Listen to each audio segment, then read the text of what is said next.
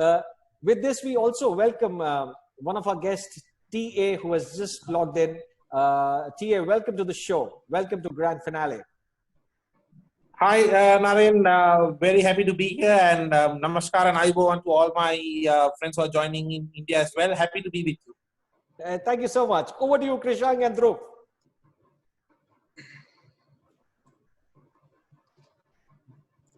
Well, now, as you know from Kadak Chai, we all love Kadak Chai. And now, we, the host of this grand finale, are going to serve you Kadak Chai too. No, don't get me wrong. Not come to your home to serve you Kadak Chai, but instead serve you Kadak Chai in a way of my talk show that is called Kadak Chai with Gurukul Drona, hosted by Jigisha. So over to you, Jigisha.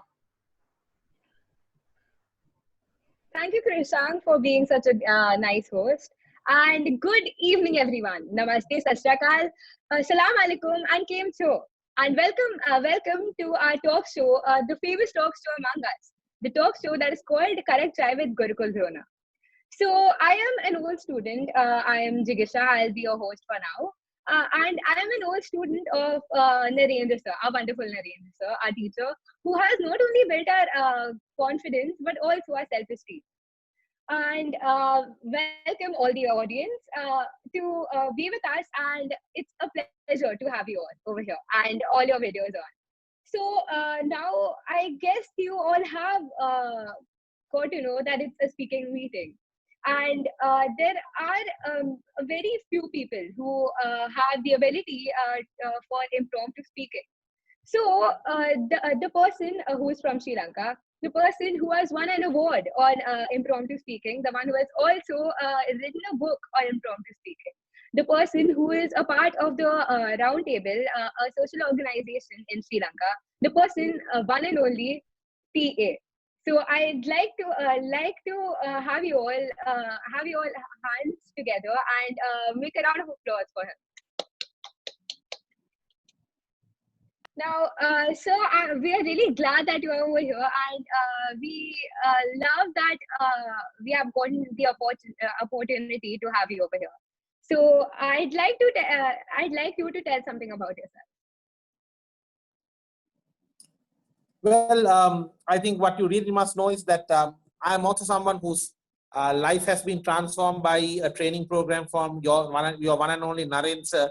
I remember about 2 years back, I was participating in this roundtable training program, and some of the techniques and tips that Naren shared have actually been very helpful for me to do training programs as well. And even in my personal life and personal leadership, it has really helped me. So I'm very thankful to Naren, and I'm very happy to be here and be of any help to him and the students. Well, I would like to describe myself as an explorer of life, I would say, because I'm doing many things. I'm a lecturer. I have my social media agency. I'm also a corporate trainer. I also do a talk show on a weekly basis in Colombo. I strongly believe that there's a lot to be explored in life. So I'm a life explorer. That's how I would define myself. Thank you, sir, for sharing a few information about yourself. Now, I think the whole audience, as well as the participants, as well as Narendra sir, is pretty excited to ask you a few questions. So may I? Absolutely. Go ahead. So, so you have won an impromptu speaking championship in 2015. It's 5 years ago. So, and you are amongst the top 90 impromptu speaking people in the whole entire world. So, would you like to tell the audience what exactly is impromptu speaking? Well, impromptu speaking is speaking without preparation. Yeah. So let's say you go for a function or you go for an event, and all of a sudden somebody says, now to speak a few words, we would like to invite, and let's say they announce your name. Now you don't necessarily have, I don't know, 1 hour, 2 hour, or a few days to prepare. You have to immediately start speaking. That's what impromptu speaking is about. In Toastmasters, we call it table topics. It's basically where the topic is given and you start delivering. What I really liked about that was the fact that it's very similar to what we had to do in real life. You know, in public speaking, we learn about how to prepare and deliver a speech. Whereas 90% of our communication or more in real life, we don't have time to prepare. For example, a student of your age who is late to go home, when the parents ask, why are you late? You can't say, give me one day, I'll prepare a speech and give you a reply. You have to be able to answer immediately. In the workplace also, you go for a meeting sometimes, you might actually go to collect a payment or to hand over a proposal. They might say, our boss is here, come and why don't you come and present, right? Why don't you come and present about your company? So you have to be ready to effectively communicate at any given time. And that's what I like about impromptu speaking, because it prepares you for the real world communication. Thank you so for speaking and telling us more about impromptu speaking. So as Asa has said, impromptu speaking is something that an idea or a topic has been given to you on set and you have to talk about it, a paragraph or so. So thank you, sir, again for answering. And on to the next question. So it's wonderful how you have inspired so many students of our age. And not to mention, you have also written a book on impromptu speaking. It's called TopSim. So would you like to tell us about what it really is? Yeah, so TopSim actually stands for Think on Feet, Speak Your Mind. Yeah, Think on Feet, Speak Your Mind. Sorry, can you hear me and see me? Yes, sir. We can hear you. All right. So TopSim stands for Think on Feet, Speak Your Mind. So what happened was, when I was competing in these Toastmaster public speaking competitions and the impromptu speaking competitions, I realized that a lot of people would just come on stage and start talking according to the topic. If the topic and you get connected well, it's good. But what I felt was that maybe I could actually develop a system that included connecting with the topic, how to connect a personal experience with the topic, how to connect humor with the topic, how to manage your body position and body language while you are doing this unprepared speaking. Yeah. So that is basically what I realized. And I realized the fact that impromptu speaking is very much closer to our real life. So what I did was, the system that I developed that helped me to win the championship, that system is what I converted into a book in 2018, and I published it in hard copy, and it's also available on Amazon Kindle as TopSim. So it goes as Think on Feet, Speak Your Mind. Yes, I see Naren holding a copy of it as well. So, Naren, I'm very happy that you still have the copy. Friends, this copy was personally gifted to me by TA on his visit to India, and this has wealth of knowledge. So if you want to be a good speaker, go and get your copy. Thank you, Narendra, sir. Thank you, Naren. But as I was saying, this book is not just about winning competitions. It's actually about how to apply this impromptu speaking in day-to-day life. When you go for a meeting or when you are working in an organization, how can you be ready to speak and deliver at any time? That's what this book is about.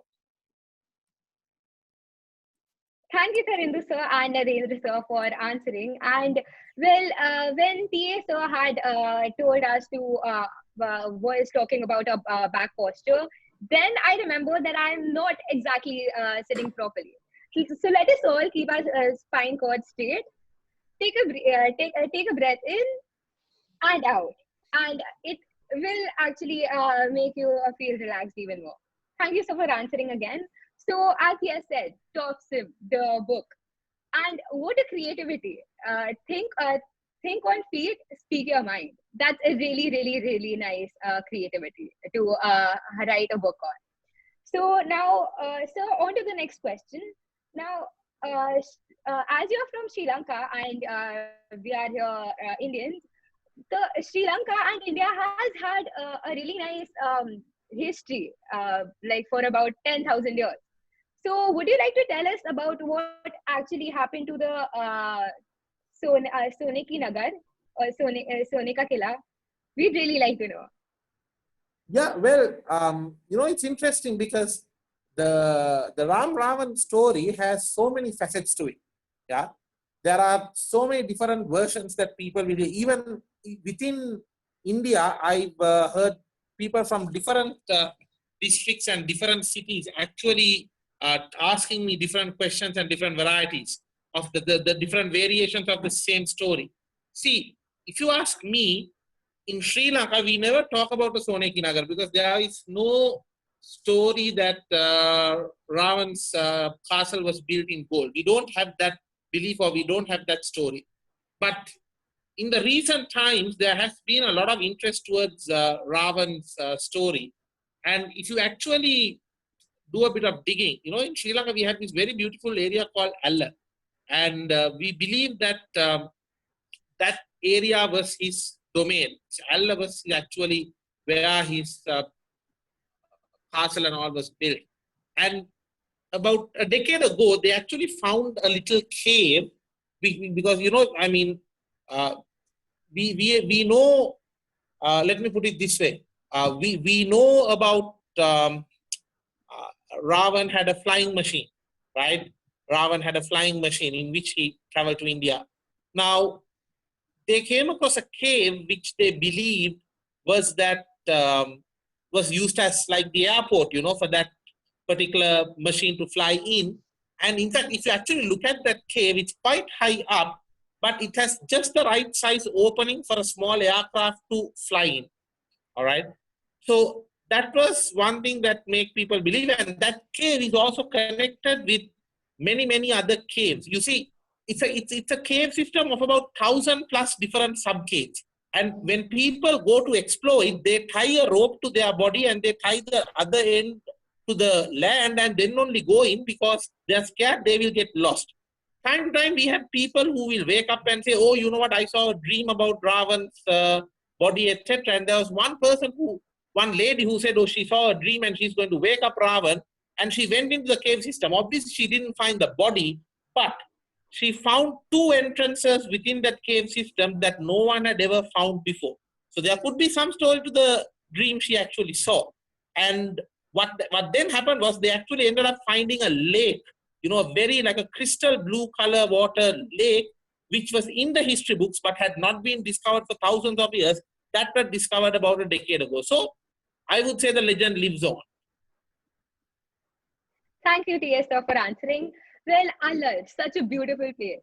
The place which is also named as a place where the old ancient airport was found. Actually, used by Ravana. So, as TS has said, there was a crystal clear lake over there. What if Ravana is still like alive, or what if he's just hiding over there? We'll never know. They all can be humors. So, sir, on to the next question. As you have given a lot of speeches in your life, there have been many different ages in your audience.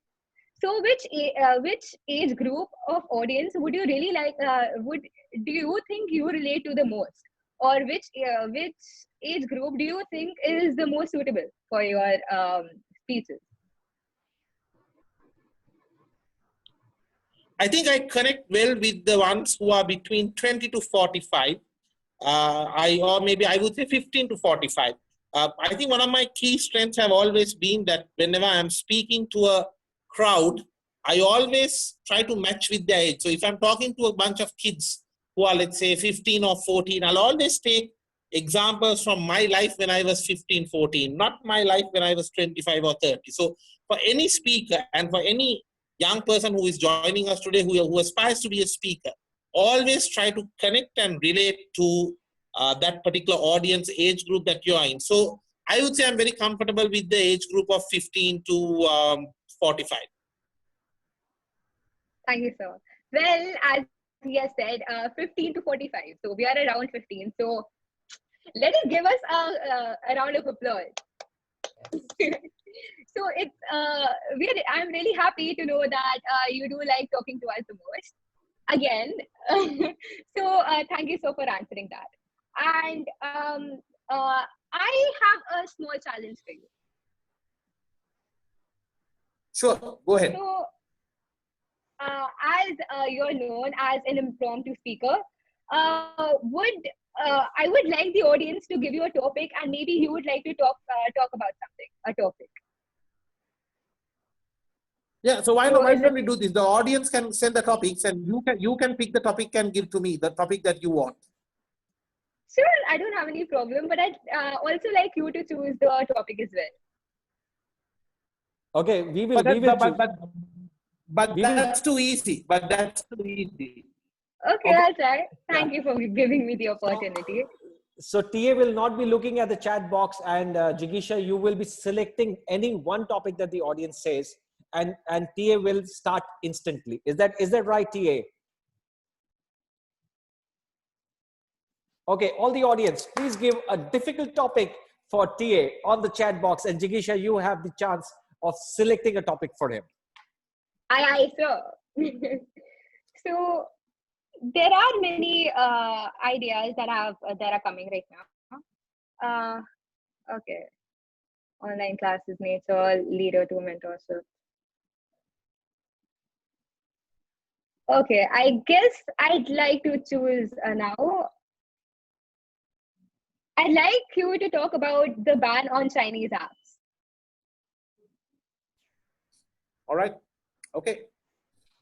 So it's amazing how sometimes one small dispute in a faraway remote location can spread out into an all-out global level trade war between the two biggest or the populous nations in the whole world. If you notice, this was not something new. For the last few weeks, there have been delays at the borders of both countries when approving imports from each other nation. Now, if you actually look at this situation, TikTok is one of those apps that have been banned. Now, in my view, TikTok seems a very friendly, entertaining app, but in the background, there is a lot of activities that is going on, including capturing your screenshots, etc. Not to forget, my friends, that TikTok has also been the result of so many suicidal issues and so many other problems. So in my view, I wish that in Sri Lanka also they follow the similar approach, because it's really destroying the mindset, the approach to life of a lot of young people, because most of these apps are driving people to a world where they live for the likes. You know, if they want to get more likes, more followers, and people as a result are shifting away from the true friendships. The best example is, 2 weeks ago, probably one of my favorite actors, probably my most favorite actor, Sushant Rajput, committed suicide.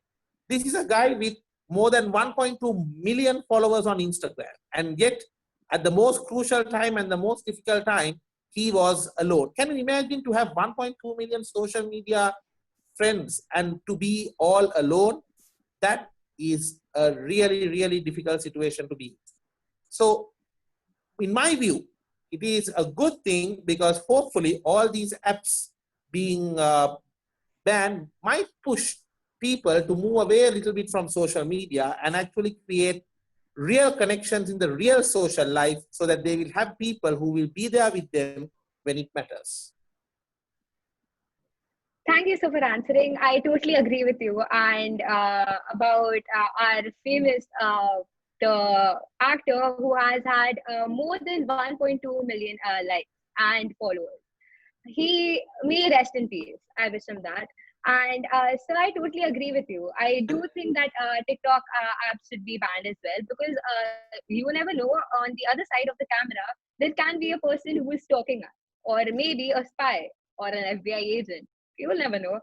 So But I now, would like to sir, just, I would just like to comment here, Jigisha. I'm sorry to interrupt you, but that's the wonderful ability of TA to speak on impromptu topic, just any topic in the world, and he goes on and on and on and on, and that's the biggest ability. So can we have a big round of applause for TA sir here? Great job.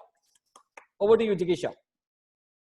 thank you, sir. And I totally agree with you. TSA is fluent in on the topic of impromptu speaking. And also thank you, audience, for giving us so many ideas. They were really quite difficult and also pretty interesting. So now, sir, I have a surprise question for you. So may I? Sure, go ahead.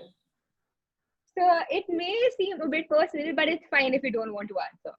So, sir, are you married? No. That is an easy question. Okay, so because actually from my parents, I have had this experience that the husband can talk pretty fluently among other people, but when it comes to talking in front of the wife, they are all zip. So this was a question from Narendra sir and me together. And I Thank you, think sir, that's why he's able to talk so freely, because he's not married. But once you get married, TA, your bolti will be burned in front of your wife. In fact, I was just about to ask him the same thing. How does the impromptu speaking works in front of the wife? Because I need to learn that. Well, buy the book. It has the secret.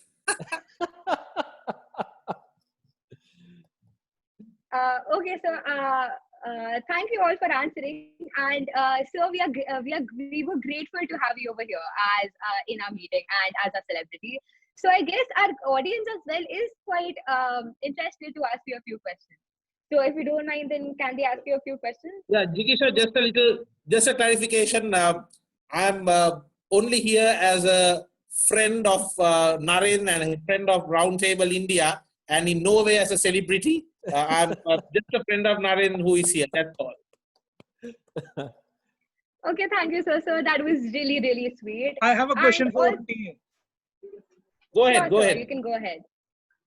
Hi, TA. I'm Sandeep Chaudhary. I'm a square leg now. So Hi, Sandeep. Namaskar.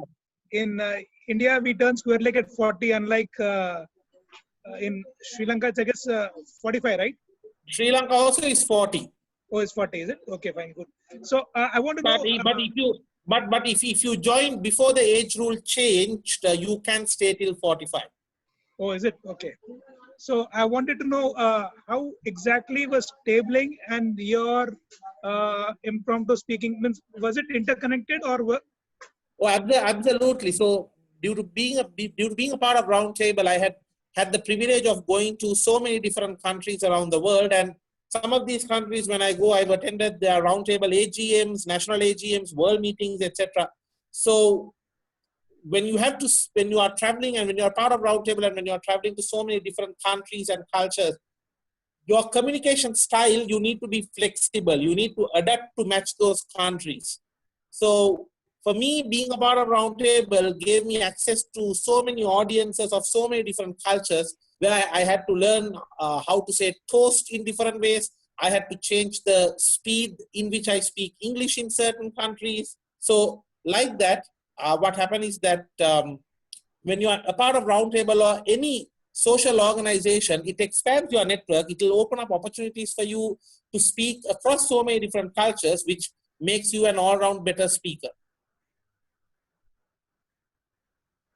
And one more piece of advice to this young audience as to, they are going to face a lot of interviews. And so, what's the key?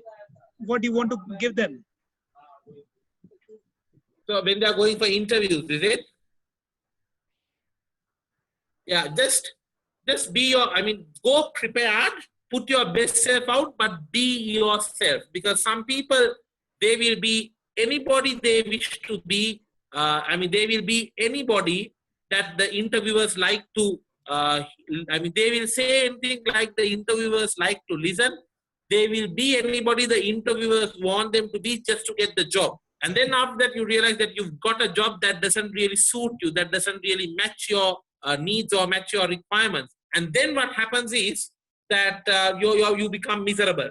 So, I really like the interview that Raju does in the Three Idiots movie, where, he says, I'll keep my attitude, you keep your job. Because see, I'm not telling people to be arrogant. I will never hire anybody who has arrogant attitude. But if you're not yourself, if they don't pick you for who you are, then they will end up expecting somebody whom you are not. And you'll be on a daily struggle trying to be somebody whom you are not, trying to be somebody whom you don't even like. And when your job, see, we end up doing our job at least for half of the day.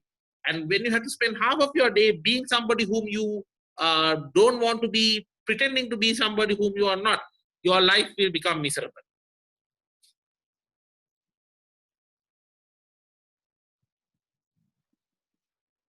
Again, sir, thank you for. Jigisha, if I'm to give one technical advice, that will be whenever you speak, make eye contact and speak. Look in the eyes and answer. Thank you so for the advice, and also thank you for answering. It was a pleasure to have you over here. And does any more audience wants to interact with him or ask any more questions? You may raise your hand. Thank you, TA, for joining us. It was really, really a pleasure to have you here. And Gurukul Drona, and we will be totally indebted to you for your presence and your precious time. Happy to be here, Naren, and keep up the good work. Very happy to see the good work you're doing. I still remember the lessons we learned and all the knowledge you shared with us in the Accelerate program that you had for us when in 2018. That was a life changer for me as well. I hope you are teaching these kids how to eat fire because I am doing that here with my training program attendees, and they're absolutely loving it. Even if they don't remember anything else, they remember that they eat fire. That they ate fire, and that brings the confidence out in them a lot. So keep up the good work. Thank you so much. Thank you so much, Tia. That was great. Well, that was epic, Jigisha. You totally aced it. I loved the sir's advice so much. Now I gained new knowledge about things I didn't know about, and even the advice was great. And hope the audience loved the taste of this Kadak Chai. And now I will